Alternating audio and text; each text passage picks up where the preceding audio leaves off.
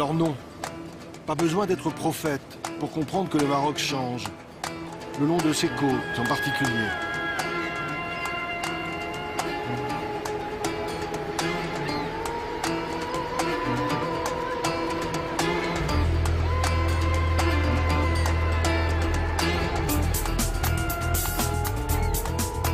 Boom de l'immobilier vers le nord où ça construit partout et à tout va. Un peu le syndrome des côtes espagnoles voisines avec quelques années de décalage. Bouleversement aussi dans les profondeurs sous-marines, voici Azila. C'est ici, au pied de ces remparts, qu'aboutit un câble téléphonique sous-marin long de 1600 km. Point de départ, Marseille et donc l'Europe. Liaison à très haut débit, centre d'appel avec une main-d'œuvre francophone, à prix cassé. Ce n'est plus 22 à Asnières, c'est le 0800 quelque chose à Marrakech ou à Rabat.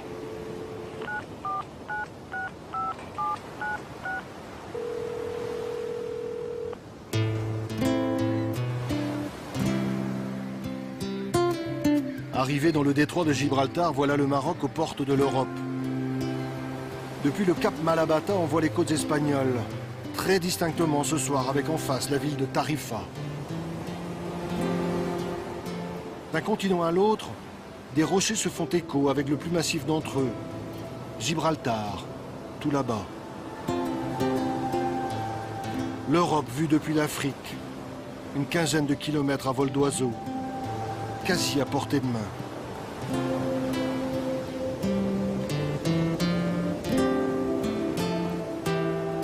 Mais beaucoup d'illusions tombent aux portes du détroit. C'est aujourd'hui l'une des zones les plus surveillées au monde. Et pas seulement pour des raisons de sécurité maritime, quand bien même des bateaux s'échouent dans les parages.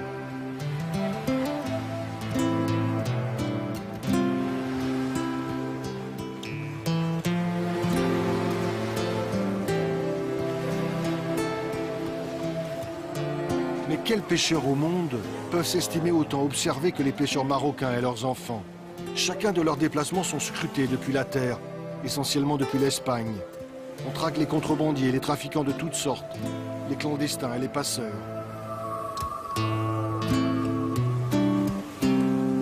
Barques de pêche minuscules, mais suffisamment grandes pour passer de l'autre côté.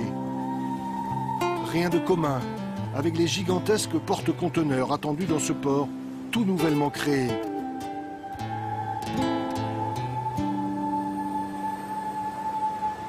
L'occasion de désengorger le port de Tanger, à une trentaine de kilomètres de là.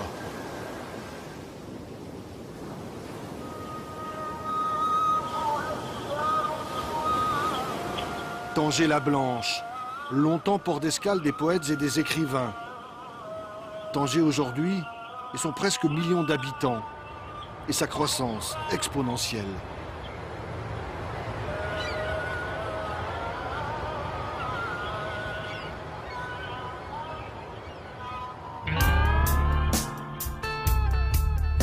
La côte marocaine, versant Méditerranée cette fois.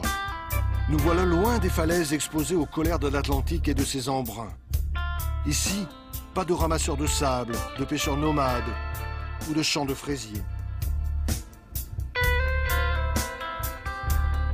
Très vite, en retrait de la côte, le relief prend le dessus. Les hautes terres du nord du Maroc, où les montagnes les plus élevées dépassent les 2000 mètres. Totalement enneigé l'hiver, c'est le Rif, une région montagneuse bien à part, dans le nord du Maroc.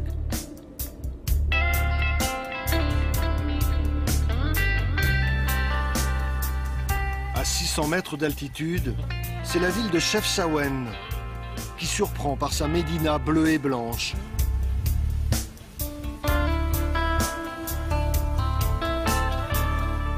Voilà pour la carte postale. Pour le reste, Chefchaouen, capitale des montagnes du Rif, est aussi la capitale du kiff, le hashish marocain réputé jusqu'à Amsterdam. Dans les années 90, 200 000 agriculteurs en vivaient, une production quasi intensive, pas une colline sans son champ de cannabis. Les autorités ont détruit des champs, tous. On sait juste que le Maroc reste encore l'un des premiers exportateurs mondiaux de hashish. Et Et la voie royale de ce trafic est bien entendu maritime. Décidément, rien n'est simple le long de cette côte, surtout lorsque l'on aborde la question des enclaves.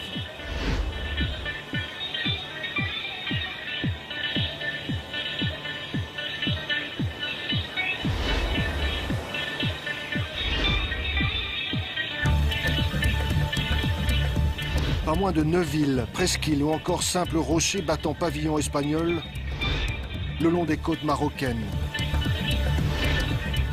70 mètres de long, 50 de large, 27 en hauteur, de loin on dirait un bateau. On peut même y aller à la nage. Voici le rocher d'Alucemas et sa garnison d'une 60aine d'hommes.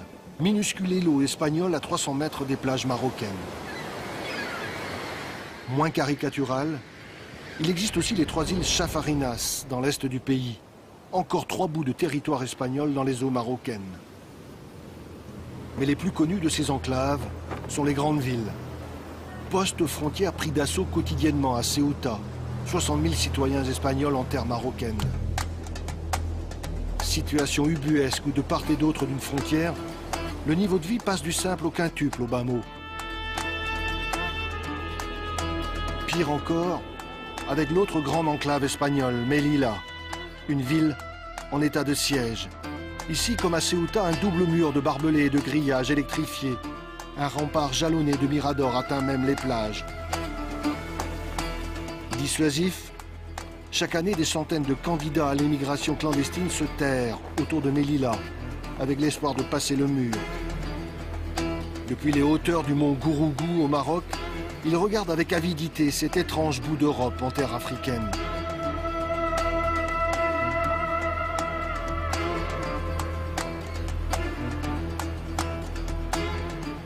Cela dit, sur le registre des relations diplomatiques, il y a un dossier encore plus sensible et plus délicat dans la région.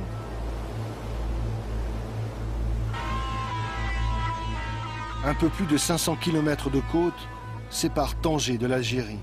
Une côte aussi surveillée que le détroit de Gibraltar, mais pas avec les mêmes moyens. Là-bas, des radars, des caméras. Ici, plus désuet, de multiples postes de garde-frontières. Une présence militaire quasi constante, comme un État en guerre, surtout vers Oujda et Saïdia. Impossible d'approcher l'Algérie depuis le Maroc. Les deux pays sont à couteau tiré depuis 14 ans.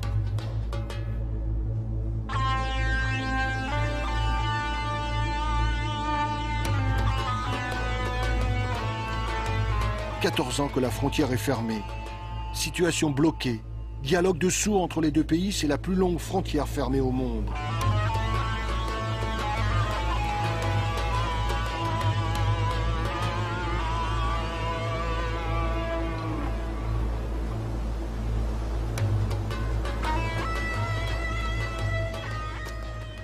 Eh ben, ça démarre bien. Gilles, carnet de route. Alors, le Maroc, c'est grand, c'est très grand. C'est très grand. Il a bien fallu faire des choix. Voilà, on a choisi une partie de la côte atlantique et on a choisi de commencer notre voyage par une ville historique célèbre, qui est en même temps un port magnifique, Essaouira. Oui. Essaouira, on pourrait le traduire en français par celle qui est bien dessinée. Voilà. Oui, bon, c'est vrai aussi. Voilà. Donc on vous invite à découvrir cette ville. Vous pouvez embarquer avec nous. Pour une fois, on y va en voiture. Carrément. Pas très écolo, ça.